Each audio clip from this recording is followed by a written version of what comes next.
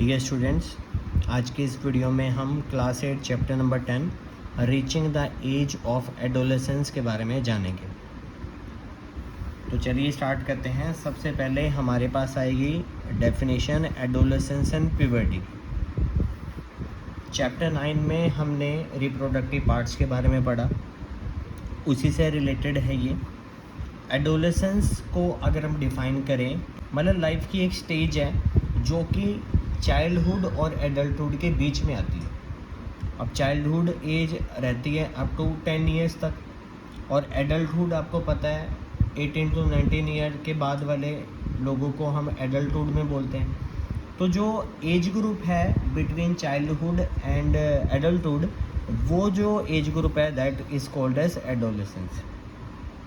तो यहीं से बात आ जाएगी एडोलेसेंस अब स्टार्ट कब होगा। ये 11 ईयर से स्टार्ट होगा और 18 to 19 ईयर्स तक रहता है। अब बॉयज़ और गर्ल्स में भी डिफरेंट है, क्योंकि ऐसा कहा जाता है कि जो गर्ल्स में एडोलेसेंस स्टेज है वो पहले आती है बॉयज़ से। तो अगर हम बात करें 11 की, तो 11 से नियर अबाउट 16 to 17 ईयर्स तक रहेगी गर्ल्स में। बॉयज़ में एडोलेसेंस 13 से नियर अबाउट 18 to 19 ईयर्स तक रहती है। But it also depend upon individual person पे भी डिपेंड करती है। अब जो एडोलेसेंस में जो भी एज ग्रुप के पर्सन हैं उनको हम एडोलेसेंट्स बोलते हैं या फिर टीनेजर्स बोलेंगे। कई बार आपने सुना होगा कि आप टीनेजर हो। जो 9th 7th 8th क्लास के बच्चे होते हैं उनको टीनेजर बोला जाता है, जो 7th 8th क्लास के बच्चे हैं। अब जो एडोलेसेंस के ही अंदर प्यूबर्टी एक ऐसी स्टेज आती है जब बॉडी के अंदर वेरियस चेंजेस आते हैं और वो आइडेंटिफाइबल हो। ठीक है, तो यानी एक तरह से हम कह सकते हैं कि एडोलेसेंस का ही पार्ट है प्यूबर्टी। एडोलेसेंस स्टार्ट होते ही ज़रूरी नहीं है कि बॉडी के अंदर चेंजेस आ जाएं, depend upon the individual. Puberty भी क्या होती है, डिफरेंट होती है। किसी में जल्दी प्यूबर्टी आ जाएगी तो बॉडी में जल्दी चेंजेस आ जाएंगे। अगर प्यूबर्टी डिले हो जाती है तो बॉडी में चेंजेस भी क्या होते हैं, लेट आते हैं। आपने कई बार देखा होगा कि 6th 7th क्लास में कई बच्चों की रेडी मूछ आ जाती है और कुछ बच्चों के 9th 10th तक आती है। तो वही केस है प्यूबर्टी वाला, कि किसी में जल्दी आ जाती है और किसी में जल्दी आ जाती है। और ये भी कहा जाता है कि puberty ends when the adolescent reaches the reproductive maturity. जब जो पर्सन है वो अपने रिप्रोडक्टिव मैच्योरिटी की अंतिम सीमा तक पहुंच जाता है, तब हम कहते हैं कि जो प्यूबर्टी है वो एंड हो चुकी है।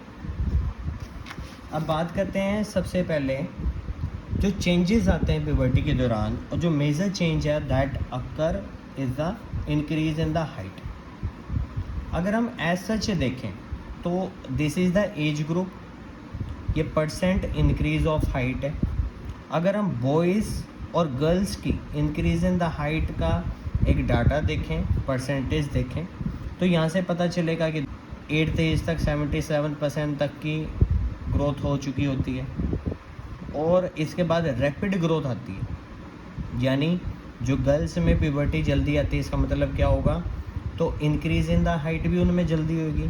लेकिन 16-17 ईयर्स के बाद वो क्या है, अप टू कंप्लीट अपनी मेच्योरिटी यानी कंप्लीट हाइट ग्रो कर चुके होते हैं। उसके बाद उनकी हाइट ग्रो होने के चांसेस नहीं है। लेकिन बॉयज़ में प्यूबर्टी थोड़ी लेट है, जिस वजह से इंक्रीज इन द हाइट इनमें ग्रेजुअली स्टार्ट होती है धीरे धीरे, और एंड तक 18 to 19 ईयर्स तक भी हाइट बढ़ती है। We can also calculate our full height. यहाँ पे एक फॉर्मूला है, प्रेजेंट हाइट यानी एट प्रेजेंट आपकी कितनी हाइट है, then divided by the percentage of full height at this age. जैसे कि अगर 12 है तो फुल हाइट कितनी इंक्रीज़ हो सकती है, 84%, तो हम 84 से डिवाइड कर देंगे इनटू 100। तो यहाँ से हमें क्या पता चल जाएगा, how much centimetre height will be increase, कि आपकी फुल हाइट कितनी इंक्रीज़ होगी। जैसे कि यहाँ पे एक 9 ईयर ओल्ड का पर्सन है, उसकी 120 सेंटीमीटर हाइट है। ठीक है, तो 120 डिवाइडेड बाई, अब 9 ईयर का है तो 9 ईयर में यहाँ क्या है 75 से हमें डिवाइड कर दिया इनटू 100। यहाँ पे 160 सेंटीमीटर उसकी हाइट जा सकती है। अगर हम ग्राफ प्लॉट करके देखें age group versus percentage increase the height, तो गर्ल्स में ये क्या होती है, रैपिडली एकदम से स्टार्ट होती है लेकिन जल्दी बंद हो जाती है। लेकिन जो बॉयज़ हैं उनमें ग्रेजुअली धीरे धीरे बढ़ती है और एंड तक बढ़ती रहती है अप टू 18 टू 19 ईयर्स। इसके अलावा जो बोन्स हैं, ठीक है, अब इंक्रीज इन द हाइट बोला है, दैट मीन्स उनकी बोन्स की हाइट भी बढ़ रही है, मसल ग्रोथ होएगी, और जो बॉडी प्रॉपर ग्रोथ होती है तो डैट मीन्स उनकी ग्रोथ के लिए नरिशमेंट भी चाहिए, न्यूट्रिएंट्स भी चाहिए। और एडोलेसेंस में तो बहुत ज़्यादा न्यूट्रिशन वैल्यू की भी रिक्वायरमेंट होती है, यानी बैलेंस डाइट बहुत ज़्यादा रिक्वायर्ड होती है, क्योंकि बैलेंस डाइट डिपेंड है आपकी ग्रोथ पे, और ग्रोथ अच्छी कब होगी, जब आप अच्छा खाना लेंगे। इसके अलावा चेंज इन बॉडी शेप की बात करते हैं। देखो बॉयज़ में अलग है और गर्ल्स में अलग है, क्योंकि दोनों की बॉडी स्ट्रक्चर अलग है। बॉयज़ में अगर बॉडी चेंज की बात करें तो देयर शोल्डर बिकम ब्रॉड, ठीक है, जो उनके शोल्डर हैं वो ब्रॉड हो जाएंगे। हाइट तो है ही है, दैट इज़ द कॉमन, लेकिन जो उनके जो मसल्स हैं बॉडी ग्रोथ के, ठीक है ना, वो प्रोमेंटली ज़्यादा होते हैं गर्ल्स के मुकाबले, ठीक है। और गर्ल्स की अगर वेस्ट की बात करें तो वो वाइडर हो जाती है, बॉयज़ में शोल्डर और गर्ल्स में जो वेस्ट है वो ज़्यादा हो जाती है।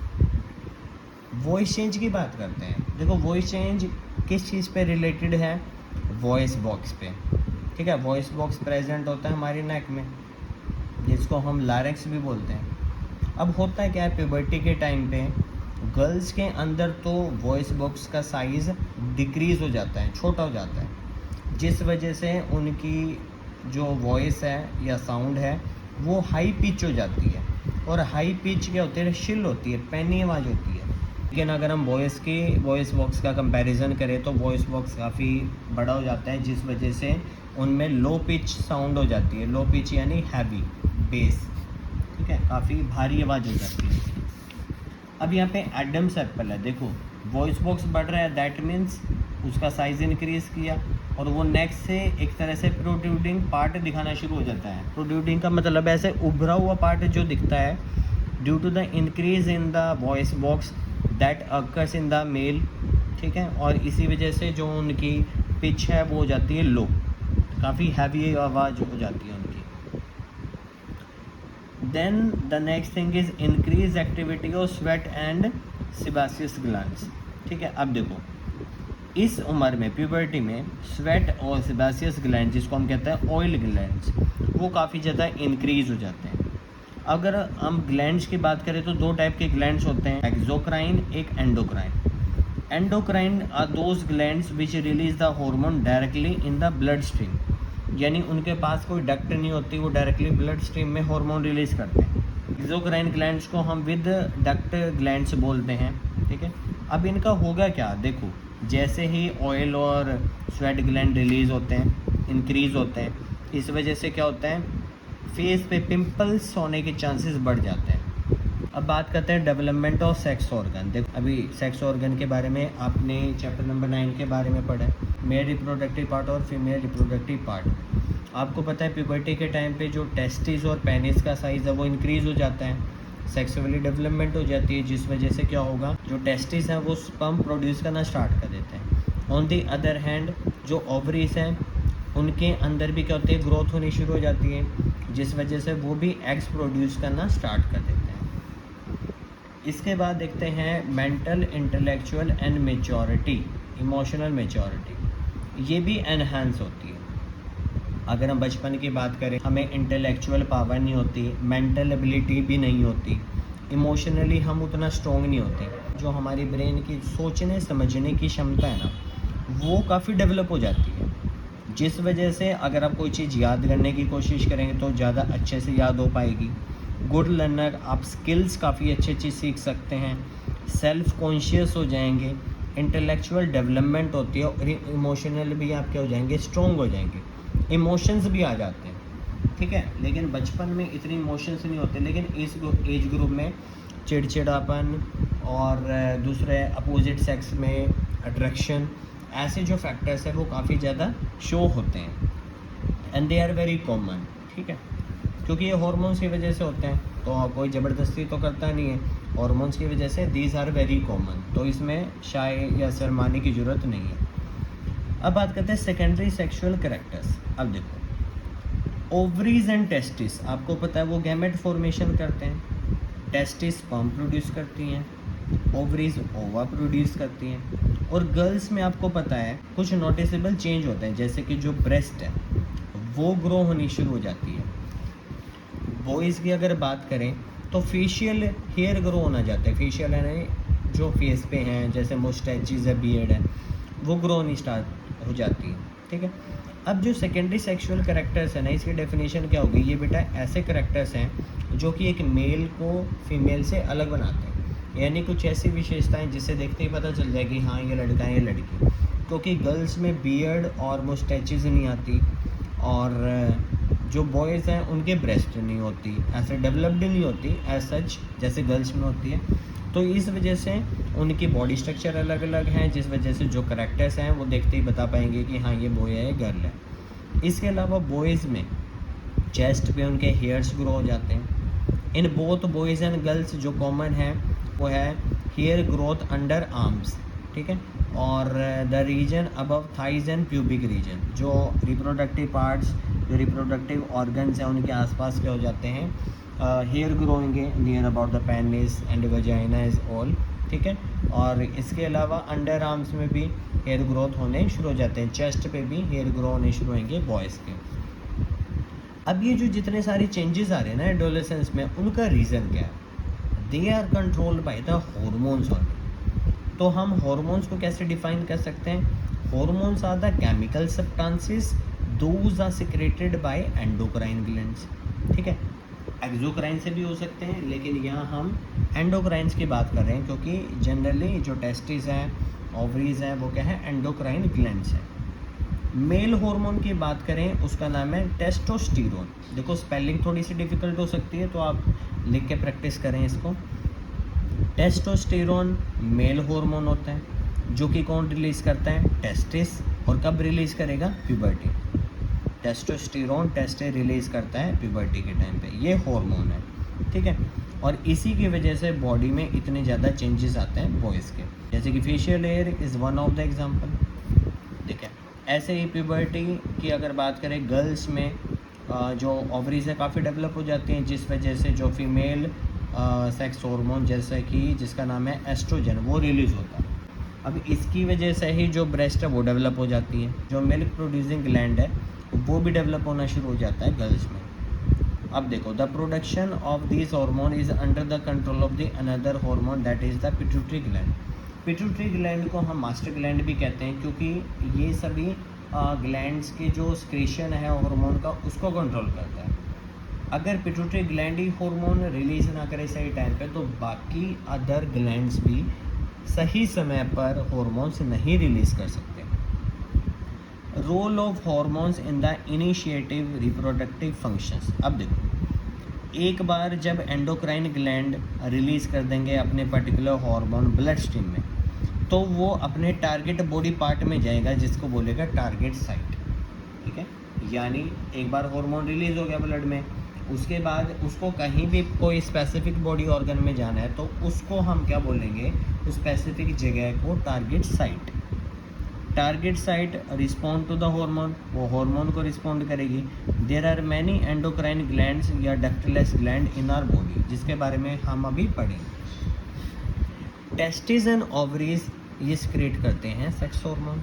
ठीक है, जो कि सेकेंडरी सेक्सुअल कैरेक्टर्स के लिए रिस्पॉन्सिबल है। पिट्यूटरी ग्लैंड उन सभी को कंट्रोल करता है। पिट्यूटरी सिक्रेट करता है कई सारे हार्मोन, जिस वजह से जो ओवरी है वो ओवा रिलीज़ करना स्टार्ट कर देता है, और टेस्टिस स्पर्म प्रोड्यूस करना स्टार्ट कर देता है। यहाँ पे बताया कि hormone from the pituitary stimulate testis and ovaries to release testosterone in male and estrogen in female.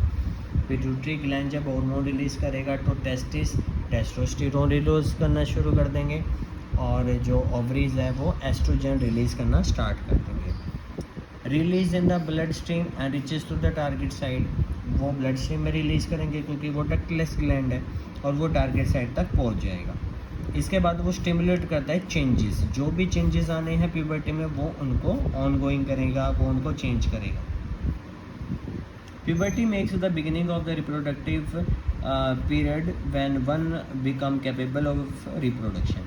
देखो, प्यूबर्टी एक ऐसी स्टेज है जब इंसान रिप्रोडक्शन करने की क्षमता हासिल कर लेता है। यानी वो कैपेबल हो जाता है रिप्रोडक्शन करने के। But they want to know if the reproductive life once began continue और end at the same time.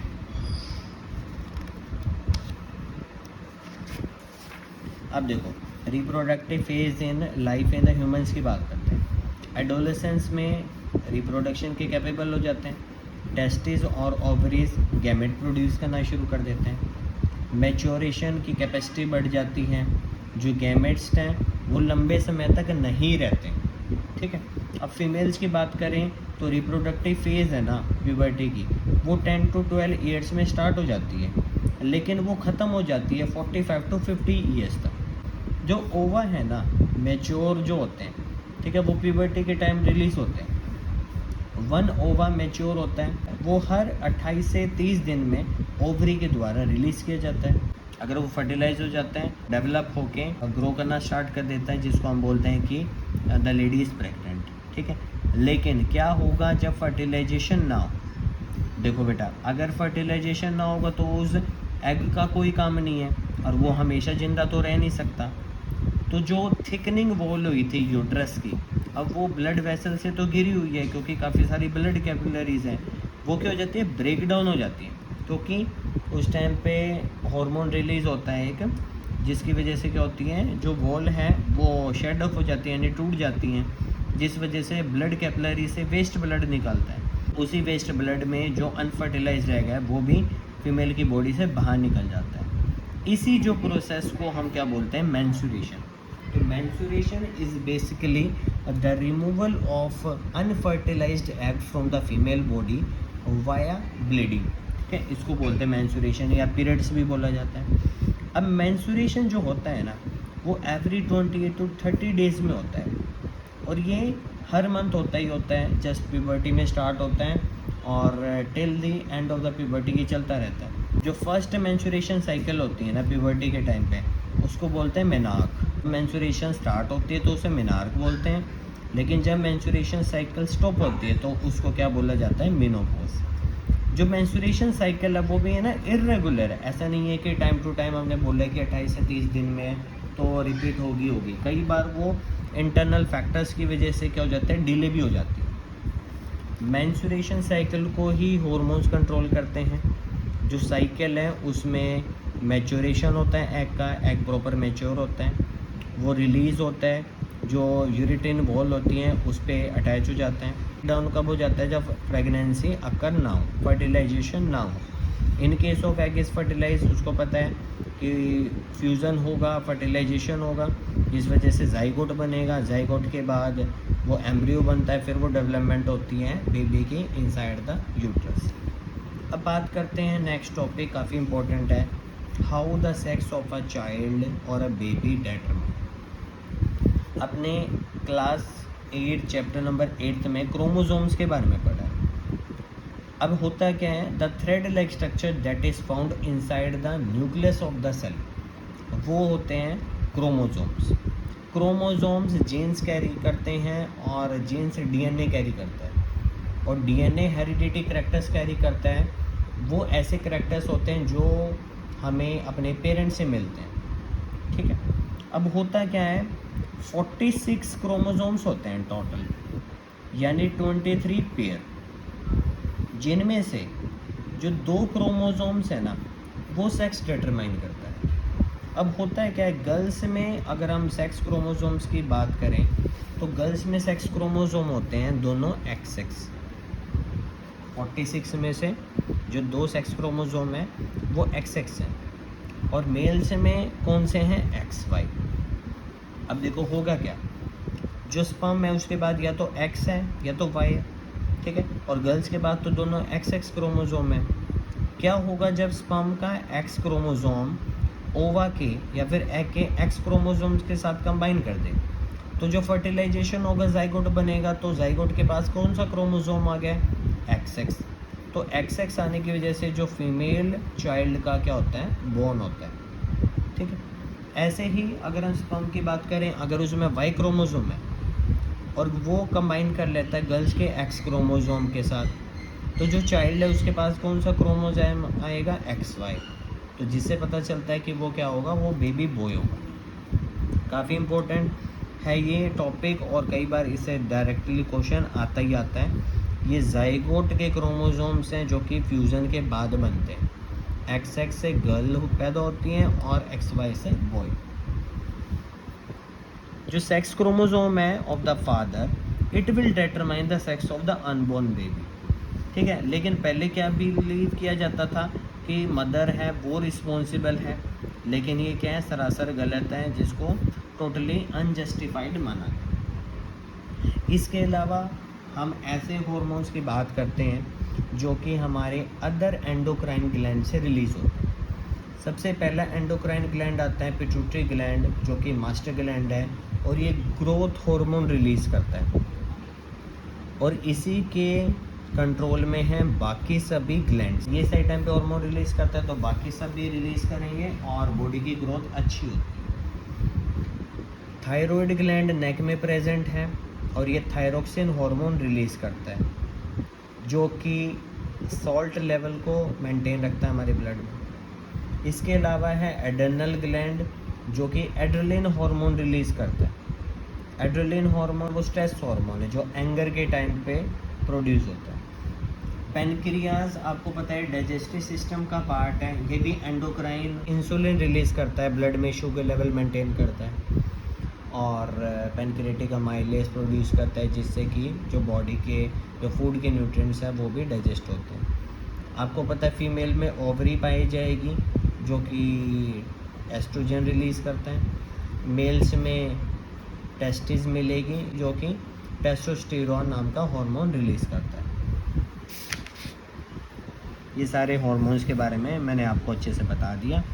अब बात करते हैं role of hormone in completing the cycle history of the insect and frog. आपको पता है मेटामॉर्फोसिस आपने पढ़ा है कि ड्रास्टिक चेंज आता है लार्वा से, जब एडल्ट में कन्वर्ट होता है तो ड्रास्टिक चेंज आते हैं बॉडी के अंदर।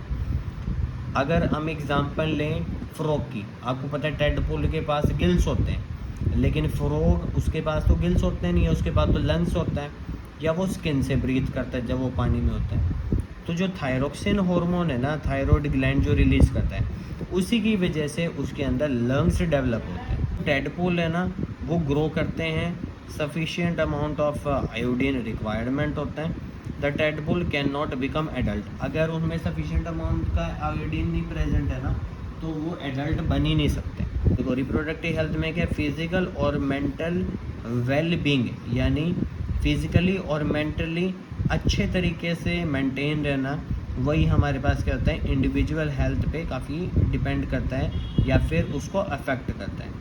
To keep the body healthy, आपको पता है आपको बैलेंस डाइट लेना बहुत ज़रूरी है, हाइजीन मेंटेन करना बहुत ज़रूरी है, फिजिकल एक्सरसाइज करना बहुत ज़रूरी है। और एडोलेसेंस के टाइम पे तो ये सारी जो चीज़ें हैं वो काफ़ी ज़्यादा इम्पैक्ट करती हैं आपकी ग्रोथ को। न्यूट्रिशनल नीड ऑफ एडोलेसेंस की बात करें, आपको पता है बैलेंस डाइट क्या होता है। Balance diet type of diet which have the right proportion of carbohydrate, vitamins, minerals, fat, protein, dietary fibres in a fixed ratio, ठीक है। और इन सभी चीज़ों के लिए आपको पता है कि अगर कार्बोहाइड्रेट की कमी है तो रोटी, राइस, प्रोटीन की बात करें तो अंडे, दाल, दूध, फ़ैट की बात करें तो घी हो गया, ऑयल हो गया, उनसे आपको फ़ैट मिलेगा। अगर हम डाइटरी फाइबर्स की बात करें तो क्यूकम्बर हो गया, गुआवा हो गया, पीयर हो गया, उनसे आपको डाइटरी फाइबर मिलेंगे। अगर आप मिनरल्स एंड विटामिन करें तो जितने भी फ्रूट एंड वेजिटेबल्स हैं वो मिनरल्स एंड विटामिन तो देंगे। लेकिन ऑन दी अदर एंड अगर हम बात करें चिप्स की, पैक्ड फूड आइटम्स की, उससे हम अपने जो रेगुलर मील्स हैं उनको कभी भी रिप्लेस नहीं करना चाहिए, क्योंकि पता है उनके अलावा अगर आप वो खाते रहेंगे तो बैलेंस डाइट कैसे ले पाएंगे, और बैलेंस डाइट नहीं होगी तो न्यूट्रिशन वैल्यू की आपकी बॉडी में क्या हो जाएगी, डेफिशिएंसी हो जाएगी और आपकी बॉडी प्रॉपर ग्रोथ नहीं कर पाएगी। पर्सनल हाइजीन बहुत इंपॉर्टेंट है, आपको पता है स्वेट ग्लैंड, सिबास्कस ग्लैंड ज़्यादा रिलीज़ होते हैं जिस वजह से इन्फेक्शन होने का ज़्यादा खतरा है, और प्राइवेट पार्ट्स में तो और भी ज़्यादा खतरा है इन्फेक्शन होने का। तो इस वजह से आपको क्या होता है रेगुलर पर्सनल हाइजीन का ध्यान रखना चाहिए, वॉश्ड करना है अपने बॉडी पार्ट्स को, क्लीन रखना है, अदरवाइज़ आपकी बॉडी क्या करेगी, काफ़ी ज़्यादा स्मेल करेगी।